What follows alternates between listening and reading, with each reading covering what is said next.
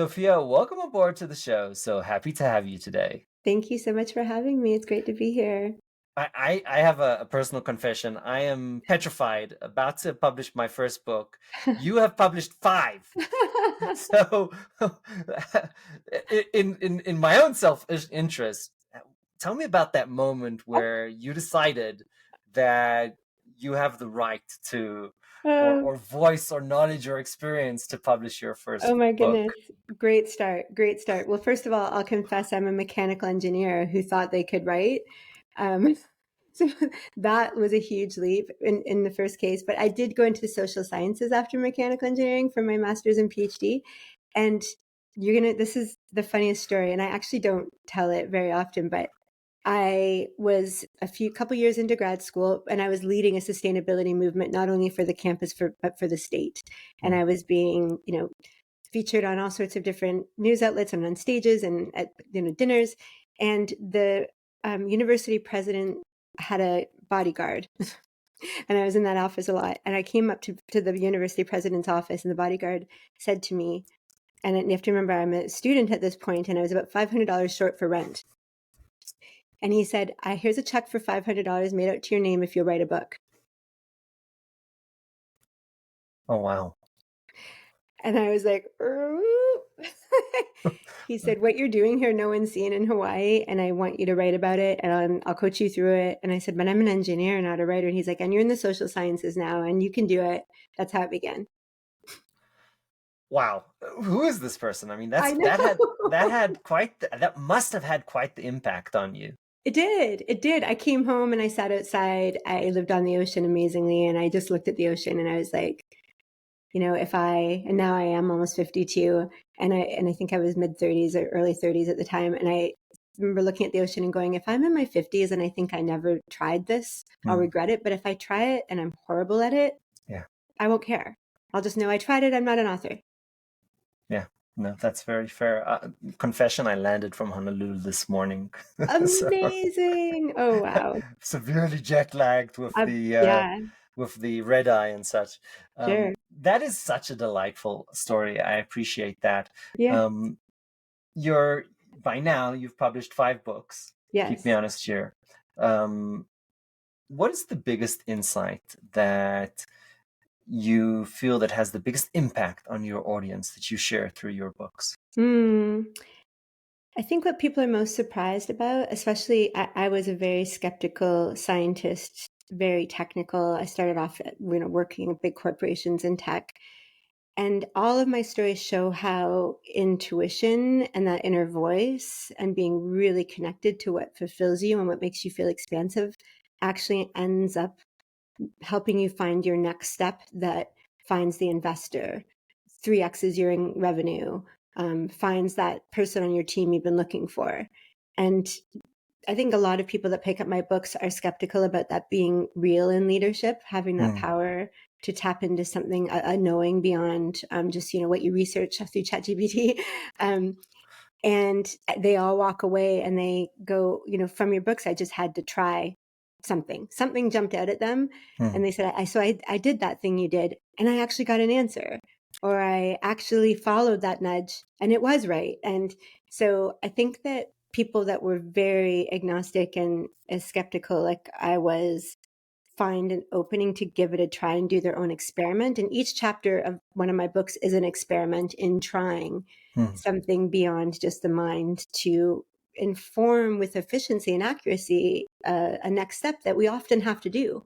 Like in business and leadership, we'll know that we have to get this division working, or we have to sort out that management problem. Like we know we have to do it.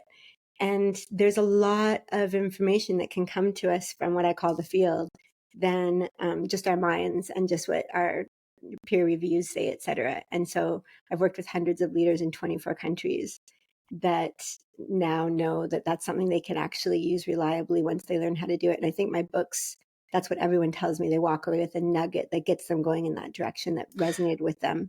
And they're encouraged to make their own experiment and find out for themselves. Because I went to believe that if I didn't, have reliable, repeatable experiences.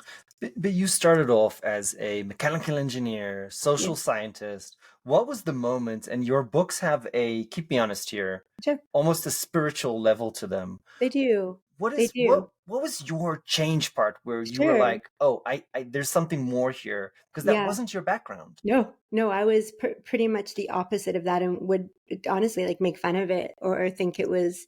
We didn't have the word woo back then, but I would have said that's woo. I don't want to talk about it. It's not interesting to me. Yeah. Um, I'm sure I said worse things than that. And I was 30. I mean, really 30, and it was working in this big tech company, and it was right after NAFTA, where I was sent over to Mexico to set up a new tech manufacturing plant, which I was very excited about. And the young woman, that was rare to be chosen for that kind of leadership role. And when I got there, I just realized they were exploiting people and the environment in every way imaginable. And it wasn't just them, it was every company being set up Yeah. there. And I was really straddling this, like, I got this degree I love, and I got the golden job, and I got the golden position in the job. You know, I was ranked number 2 out of, after a man, of all the engineers in the whole country for that really high level tech company.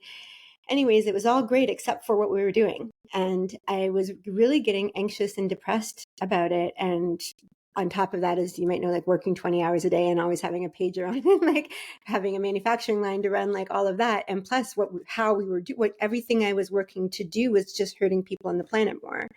And so I just remember lying in bed, like curled up and just being like, help me, like just, I didn't even know what I was talking to. I was like, there needs to be an answer. And the next day, there was like someone, talked about quitting. Someone else mentioned something, and I was like, that's sort of 2 signs in one day. Like, and I never even heard the word signs, by the way. I never even thought of it. And I went with a friend for lunch, and she's like, do you think these are signs? I'm like, what does that even mean? She's like, just the universe telling you to do something. I'm like, I don't believe in that. And I'm like, quit my job. I'm one of the youngest women to get this far at this company. And as I said that, and I was in Toronto, there's 3 million people. The door of the restaurant we were sitting in opened, and a woman walked in. And I said, no one does that except that woman. The woman that just walked in here quit a month ago to teach physics to kids. And I was like, that's 3 things in a row. That's improbable mathematically. And so I literally decided to do it as an experiment. Like, what if I follow this and I do it? Will I keep getting signs like that? Will other information come to me? And again, I didn't have any books or reference or internet even much then. It was just maybe there's something that has an intelligence that I don't quite understand. I didn't think of it as spiritual. I just thought of it as physics, literally. And I followed it, and I kept following it. And the more I followed it, the more it worked. And the more I came to rely on it, and that it allowed me to, run 4 companies at once and be a professor and, have 50 staff spread around and still be doing my own PhD. And everyone was like, how are you doing this? I'm like, intellect and intuition. I consult both in every single choice, and together they inform really rapid processes. And I mean, people look at business leaders and go, they have a gut instinct. They shoot from the hip, but they nail it. It's the same thing. I just made it into a science. I never thought of it as spiritual. And in fact, my COO the other day, she said, do you think of yourself as spiritual? I was like, no. She's like, how can you not? And I said, okay, so if everyone thinks the world is flat, but I think it's round, and I go and sail around it 3 times and I come back, am I spiritual? And she was like, oh, you feel like you're a scientist. I'm like, I'm totally a scientist. I'm a scientist that was willing to discover, like, do my own experiences to know for myself and then share that with others. Let me play the devil's advocate here for a Yeah. moment. What if my gut instincts just suck? Yes. And that's often the case, actually. Yeah, that's often the case. Then you think it's your gut instinct, but it's really not. And I would say the 2 things I'm asked all the time are, how do you know it's not just your mind? And how do you know that you're not just making it up or projecting it? And the other one is, once people actually experience it for themselves and now know it's true for themselves, they go, when did this begin for you? Which is why I wrote the memoir, because I answered that question so thoroughly for so many years. I'm like, I actually can't talk about it anymore. Read this book.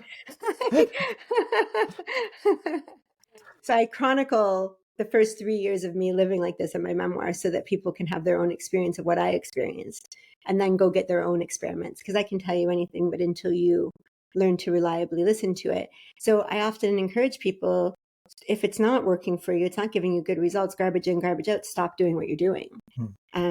And the way that you can start to really, truly experiment with it is to take a benign choice that you have, like go to the party or not go to the party. something that doesn't matter, and feel into the future field of it, like quantum physics wise. Just put yourself there in the future and just be like, how do I feel at this party? And then go and see if it feels that way. And for me, I got that down to a science. And I would just go, not even because I wanted to go or not wanted to go. I wanted to find out if what I felt was real. And and now I use it to know if I'm supposed to be at that conference, or if I'm supposed to, invest that 6 figures in the next leap of my company with this company. What will I feel like once I make that investment? And it's really become consistent. So I would say if your gut instinct sucks, either one, you don't need it, because a lot of people don't need it. They're kind of integrated and they just kind of have a gut knowing that they think it's their mind and it works well. So don't even go there. If life is working for you, great. And it ain't broke. Yeah, no worries. And I know people that I watch them make intuitive moves without knowing it's intuition. I watch them just know and do it. And I'm like, that is intuition talking to you, but you don't realize it. That's great. But other people are like, when I had 2 sales jobs, and I was the top in the country for both, and people would say, how do you do it? And I said, I literally feel into each office of where I'm supposed to go, if that's going, and because of that, I can do my job in 5 hours a week. And they're like, I'm working 40, 50 hours a week to just try to get one lead. And I was like, yeah. They're like, then they want to know how to do it. Mm. And I'm like, feel into one, feel if it feels expansive. Do your shoulders go back, or does it feel collapsing? I mean, we're not the only animal that doesn't have instinct. We just use our mind to override it rather than work with it. So there's a lot of skeptics listening to us right now. Yeah, I'm sure. So I'll give them something to think about.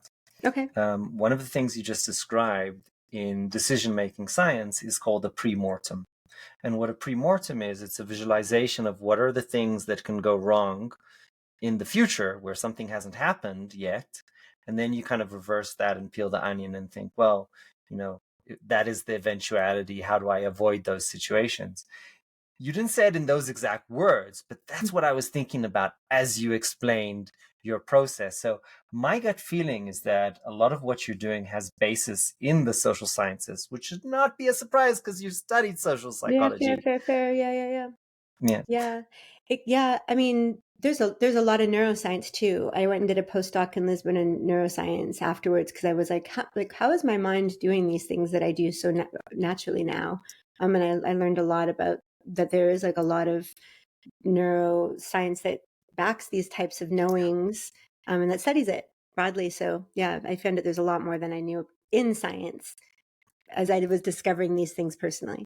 Yeah, I was just livid when I don't know if you remember this was a long time ago. The Secret came out, the book. And I Oh, was like, this is bullshit. yeah, But I'm then still not a fan, to be honest, but yes. but there's one thing in there, right? This law of attraction thing that's based on social science of the Pygmalion effect. So Mm, that aspect of social science is proven. It's a thing. You mm, can explain it.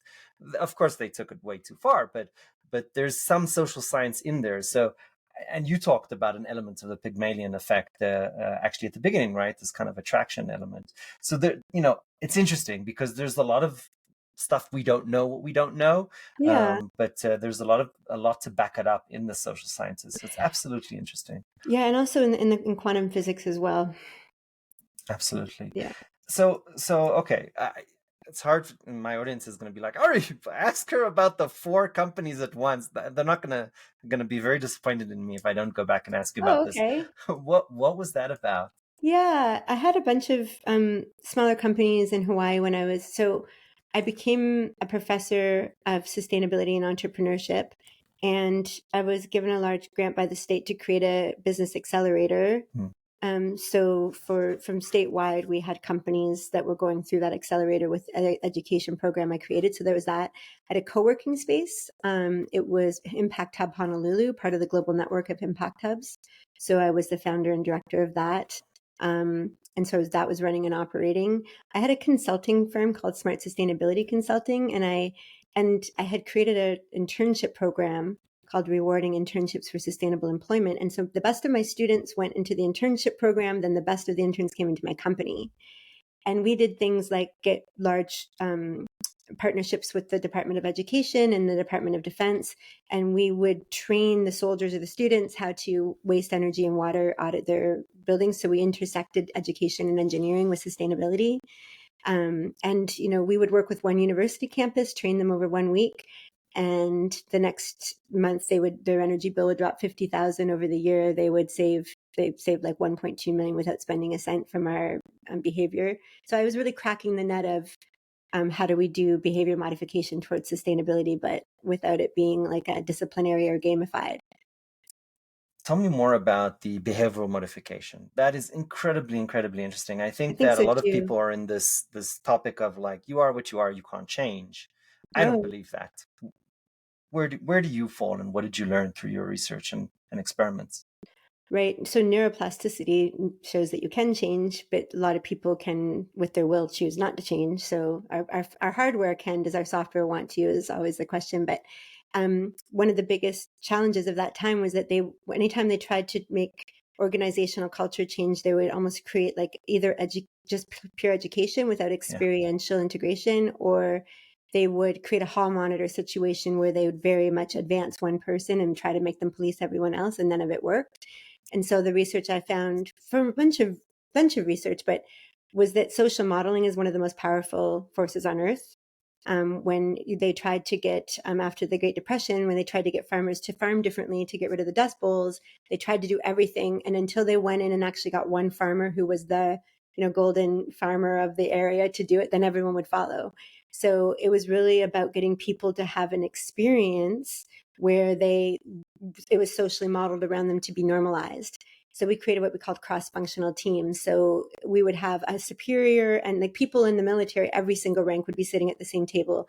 In the schools, it would be the principal, a janitor, a student, cross-functional teams. So they kind of broke all of the boundaries and silos they had before. Then they became a team that worked with one of my team to do the work. And, we actually had a fun interactive training with them where they were running around getting the brightest spot, the lowest spot, and that sort of thing. And then at the end, when they presented it all, everyone had been doing it and watching each other doing it and talk about doing it and almost making a little competition. So we didn't gamify it, but they did if they wanted to in their ways. And after that, it became normalized. And so it was part of the culture now from the prolonged experience, and from the way that we made the teams. And then it became normalized that everyone knew that it was like not cool to do this thing and leave the lights on or whatever it was. I mean, if I had to summarize this in 2 words, and this is unfair, it's really about peer pressure, right? You're creating a social norm, but in a positive way, right? It's not the negative peer pressure in some way. Sure, sure, sure.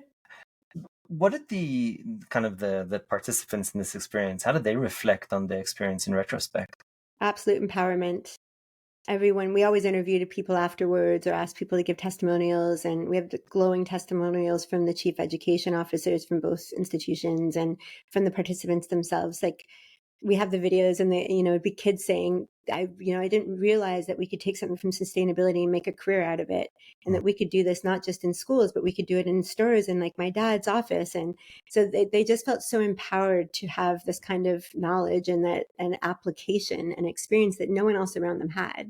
So it gave them expertise, which always ends up feeling like empowerment. So it was really amazing. Right, Yeah. that's delightful. Did that have an impact on their future careers? Did anybody come back and say, "Hey, this was a pivotal moment for me"? Yeah, a lot of them. I've watched those students go on in Hawaii and become a lot of the leaders. Like, if you look at lots of the companies and the politics, you can see a lot of the students found their way into leadership.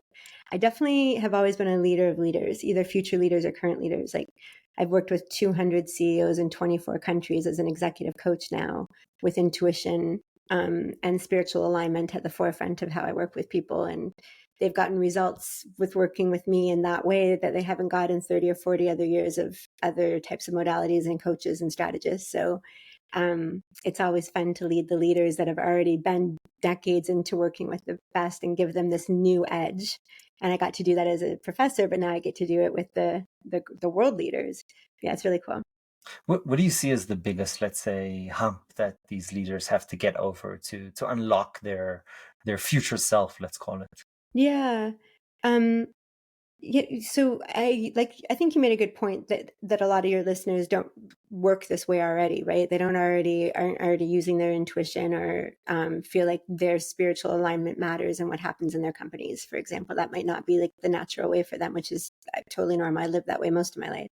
The leaders I work with don't think that. They already know that's true. So I don't get people to that. I get to the people that are already working that way, but want to know how to like hone it to perfection, like to Mm. the most it can be, and to solve very specific problems that are very hard to solve otherwise. Um, so the biggest thing that I do with them, I mean, I think if I was working with the people you're talking about, the biggest problem would be to get them to even believe the world works this way, which I wouldn't do that. But with these people, they're already directors of the biggest companies in the world, and they've already had great success doing this. Mm. So it's hard for them to believe there's something except that they're using their tools that they've been using and it's not working anymore. So the biggest hump to get over is what's the pivot that they need to make beyond what they know. And they're already 60 and they've already the director of the biggest company in the world. And so the big thing is to really relieve blind spots. Mm. Like for them to actually be able to open their mind that they have a massive blind spot. And that blind spot is usually a part of them that they think is okay, that needs to be healed, a wound that they think is not affecting their world and is Mm. greatly affecting their world. So sometimes my work will almost immediately go to, we really need to heal this pattern that showed up in your childhood, in your marriage, it's in your business team, and it's in your entire company. And I've helped someone heal that wound. And then the next day their profits double. Their energy just shifted the whole ecosystem. And they don't realize how much their power shifts the ecosystem, their actual energy. Is there any story that you're able to anonymize and share with us about a real experience that somebody Sure. had? I mean, I'll share a different one than I usually share just to mix it up. But one that comes to me is someone that he mostly served, his product mostly served, I would say, 18 to 22-year-olds. And in talking with him, he very much revealed that he hated that age group, thought they were annoying. Like compared to what, yeah. So he just had all of these things. And I was like, it's amazing you're doing sales at all. And he's like, it doesn't matter. How I feel about that age group doesn't matter. My team loves them. They all love them. And I'm like, oh, your energy very much affects the ecosystem of which Mm. you are the powerful, like the energy source. The sun affects the ecosystem, like the whole, solar system. And I was like, let's heal it and see what happens. And he was like, how do you heal it? So we went on that journey. And then I think it was either the next day or the day after, he texted me and woke up in the middle of the night. And he was like, I know I shouldn't be texting in the middle of the night, but I woke up and I totally understand what you're talking about. Like that really is a huge, huge wound. And I finally let it go. And it was the next day that he had the top sales they'd had, and they stayed there. They just kept climbing. They had been plateaued.